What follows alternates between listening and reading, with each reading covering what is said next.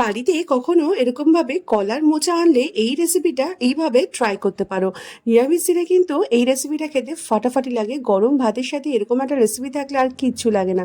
তবে হ্যাঁ, গরম ভাত কেন, রুটি পরোটার সাথেও কিন্তু এরকম একটা তরকারি দিয়ে খেয়ে নেওয়া যায় অনায়াসেই। তো চলো বন্ধুরা, দেখে নেব। প্রথমে এই মোচাগুলো কি হয়, এই যে উপরে যে ফুলগুলো, এই ফুলের এই ডাঁটিগুলোকে কিন্তু অবশ্যই ফেলে দিতে হবে, নালে কিন্তু মোচাটা তেতো হতে পারে। আর আমি যেহেতু এটা অনেকটা অনেকটা মানে বড় হয়ে গেছে, অনেকটা প্রায় কাঁচকলার মতোই হয়ে এসছে, তো এগুলোকে আমি একটু প্রথমে সেদ্ধ করে নেব। যে কোনো মোচা যদি একটু সেদ্ধ করে রান্না করা হয়, মোচাগুলো ভীষণ সফট হয়, তাড়াতাড়ি মজে যায়, রান্না করতে ভালো হয়, অল্প মশলায় হয়ে যায়। নাহলে মোচা করতে কিন্তু প্রচুর মশলা লেগে যায়, ভালো হয় না। না হলে দিয়ে দিচ্ছি একটা কড়াইতে ভালো করে গরম জল বসিয়ে, তার মধ্যে নুন আর হলুদ দিয়ে এই মোচাটাকে দিয়ে একটুখানি প্রথমে সেদ্ধ করে নেব।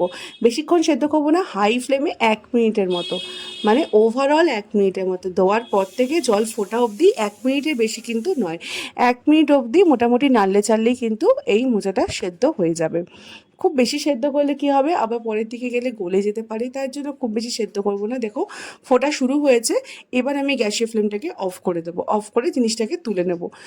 মানে আর হলুদ আর নুন দিয়ে অবশ্যই সেদ্ধ করো। মোচাটা কালো হলেও ক্ষতি নেই, মোচা তো কালোই হবে, অবশ্যই কালো হবে। তবে চাইলেই কিন্তু এটাকে কেটেও সেদ্ধ করতে পারো প্রেসার কুকারে নুন হলুদ দিয়ে, অথবা এরকম করে সেদ্ধ করে একটু ঠান্ডা করে নিয়ে তারপর কাটতে পারো। তোমাদের অপশানটা একদমই তোমাদের কাছে। আমি এটাকে ভালো করে ফুটিয়ে নিয়ে, মানে সেদ্ধ করে একটু ঠান্ডা, ফ্রিজ থেকে ঠান্ডা জল বের করে একটু ঠান্ডা করে নিয়েছি, নাহলে তো তাড়াতাড়ি করে কাটা যাবে না, অনেকক্ষণ ওয়েট করতে হবে। তো তোমরাও কিন্তু এই ট্রিক্সটা কাজে লাগাতে পারো।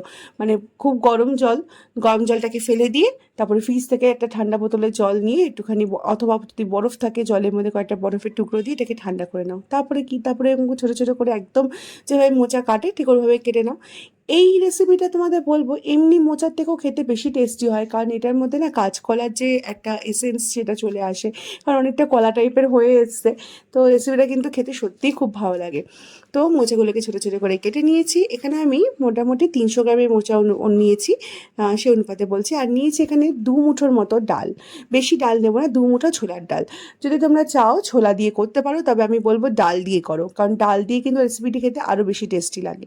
আর নিয়ে নিয়েছি ছোটো ছোটো করে কেটে রাখা আলু। এবার চলে যাব রান্নায়। কড়াইটাকে ভালো করে গরম করে নিয়েছি, নিয়ে দিয়ে দিচ্ছি সর্ষের তেল। সাদা তেলেও করতে পারো, তবে সর্ষের তেল প্রেফারেবল। এবার প্রথমে আলুটাকে ভেজে নেব। তেলটাকে ভালো করে গরম করে নিয়ে তারপর আলুটাকে দেবো। আলুটাকে দেওয়ার পরে আমি আলুটা সাধারণত হলুদ দিয়ে ভাজি না, শুধু নুন দিয়ে ভাজি। তো তোমরা নুন হলুদ দিয়ে ভাজতে পারো। আমার এই হলুদ দিয়ে না ভাজার একটা কারণ আছে। হলুদ দিয়ে আলু ভাজলে কি হয়, আলুর উপরের লেয়ারটা তাড়াতাড়ি ভাজা হয়ে যায়, ভেতরে আলুটা কিন্তু শক্ত থেকে থাকে। সেই ক্ষেত্রে শুধু যদি নুন দিয়ে আলু ভাজা হয়, তাহলে কিন্তু একটা বিশাল বেনিফিট থাকে। কি বলো তো, আলুটা খুব তাড়াতাড়ি, নুন দিলে কি হয়, যে কোনো তরকারির থেকে জল ছেড়ে দেয়, তো সেই জিনিসটা কিন্তু তাড়াতাড়ি সেদ্ধ হতে সাহায্য করে। তো তার জন্য পেঁয়াজ ভাজার সময় অথবা আলু ভাজার সময় যদি শুধু নুন দিয়ে ভাজো, হলুদটা দেবে না, শুধু নুন দিয়ে ভাজো, তাহলে দেখবে সেটা খুব তাড়াতাড়ি ভাজা হয়ে যায়। দেখো এই আলুটা কিন্তু আমার 1 মিনিটের মধ্যে ভাজা হয়ে গেছে, খুব তাড়াতাড়ি আলু ভাজা হয়ে যায়, কখনো ট্রাই করে দেখো। তবে হ্যাঁ, হলুদ দিলে কিন্তু সেটা হবে না, হলুদ দিলে উপরের লেয়ারটা আগে ভাজা হবে, তলাটা কিন্তু কাঁচাই থেকে যাবে।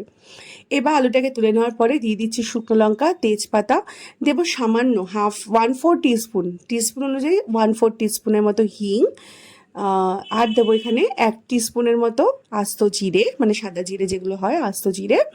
আর দেবো এখানে গরম মশলা, এলাচ, দারচিনি, লবঙ্গ, এগুলোকে একটু আমি ক্রাশ করে নিয়েছি, একটু থেতো করে নিয়েছি, কারণ এগুলো আস্তে আস্তে দিলে না পরের দিকে যখন মুখে পড়ে আমার একদম ভালো লাগে না, আর গন্ধটাও ভালো পাওয়া যায় না, তাই জন্য একটু থেতো করে দিলে না এটার গন্ধটা দুর্ধর্ষ হয়। করে দেখো এভাবে।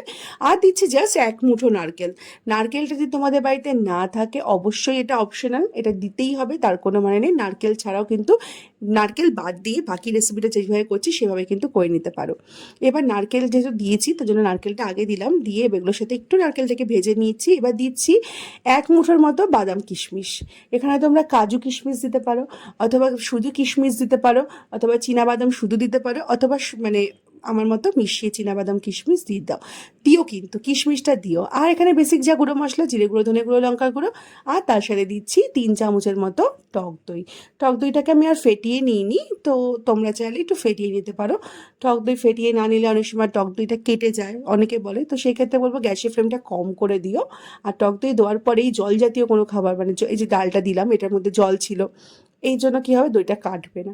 দিয়ে দিচ্ছি ডালটাও, ডালটাকে কিন্তু আমি আর সেদ্ধ করিনি। আর দিয়ে দিচ্ছি 1/2 কাপের মতো একটু জল। এই যে টক দই দিয়েছি, একটু জল দিয়ে দিচ্ছি, গ্যাসের ফ্লেমটাকে কম রেখেছি, এই জন্যই দইটা কেটে যে ছানা হয়ে যাবে না, নাহলে কিন্তু দইটা কিন্তু ফেটে গিয়ে ছানার মতো হয়ে যেতেও পারতো, চান্স থাকে, হাই চান্স থাকে। এবার এটাকে ভালো করে কষাবো যতক্ষণে এইভাবে উপর দিয়ে তেল ছেড়ে দেবে। তারপরে মোচাটাকে অ্যাড করবো। মোচাটা অলরেডি সেদ্ধ করা আছে, তো মোচা বেশি করে মানে তৈরি করার কোনো ব্যাপার নেই, ওই জন্য ডালটা আগে নিয়ে নিয়েছি, ডালটা সেদ্ধ করিনি বলে। তো বন্ধুরা, তোমরা কিন্তু ডালটাকে সেদ্ধ করতে যেও না, বা যদি চাও মোচার সাথে একটা সিটি দিয়ে সেদ্ধ করে নিতে পারো, তবে আমি বলবো এইভাবে আলাদা করে করো, সেটা বেশি টেস্টি হবে।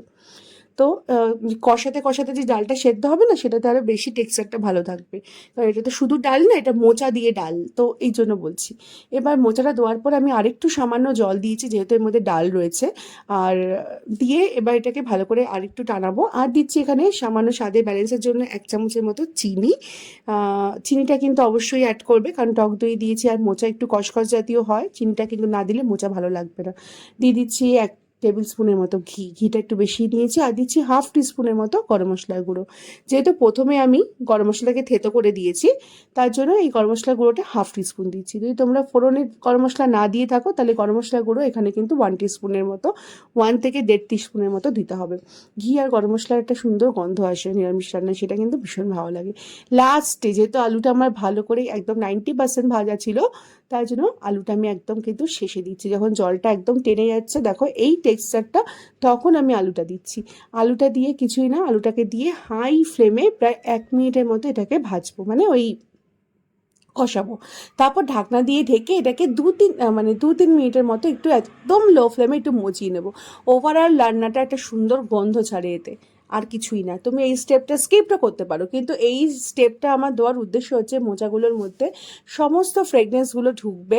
প্রত্যেকটা বাইটে তুমি গরম মশলা, ঘি, একটা সুন্দর আলাদা একটা মানে ফ্লেভার পাবে। এইটা দিয়ে যদি এইভাবে যদি একটুখানি স্টিমে ঢেকে রাখো, রান্না কিন্তু আমার কমপ্লিটই হয়ে গেছিলো, তাও আমি এটাকে একটু ঢেকে রেখেছিলাম, ওই জাস্ট ওই এসেন্সটা, মানে ফ্রেগনেন্সটা যাতে প্রত্যেকটা জিনিসের মধ্যে ঢোকে, আলু, ডাল, মোচা সব কিছুর মধ্যে যেন এই গন্ধটা ঢোকে, তার জন্য ঢেকে রাখা। ঢেকে আমি 2-3 মিনিট একদম লো ফ্লেমে রেখে দিয়েছিলাম।